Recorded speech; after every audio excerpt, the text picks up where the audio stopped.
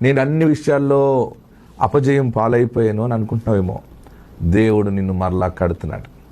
ఇంకొక మంచి అవకాశం దేవుడు నీకు ఇస్తున్నాడు, నీతోని మాట్లాడుతున్నాడు. ఏడవకు, మరలా నువ్వు ఆశీర్వాదకరంగా డిజైన్ చేయబోతున్నావు. దేవుడు నిన్ను ఆశీర్వాదకరంగా సెటిల్ చేయబోతా ఉన్నాడు. బలమైన సాక్షిగా నువ్వు ఉండబోతా ఉన్నావు.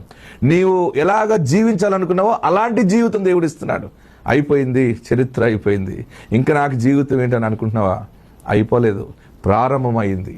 దేవుడు ఆశీర్వాదాన్ని మరలా నీకు ప్రారంభం చేస్తున్నాడు. నీ మీద కృప చూపుతా ఉన్నాడు, నీ మీద ప్రేమ చూపిస్తూ ఉన్నాడు. ఎంత అద్భుతమైన మాట నీకు ఇస్తున్నారంటే, అయినా నువ్వు కట్టబడినట్లు నేను ఇక మీదట నేను కట్టింతును, నువ్వు మరలా తంబురులను వాయిస్తావు. ఆమేన్. తంబురులను వాయింతూ మరలా స్టెప్ వేస్తావు, నాట్యం చేస్తావు. అసలు నీ సంతోషము పొంగి పొర్లుతుంది. ఎంత ఏడుస్తున్నావో, ఎంత దుఃఖముతో కుమిలిపోతున్నావో, మరలా ఒక కుటుంబ సాక్ష్యం కలిగి దేవుని గణపరుస్తావు. ఆత్మ సంబంధమైన మహిమలో నువ్వు నడుచుకుంటావు, దేవుని సాక్షిగా ఉంటావు.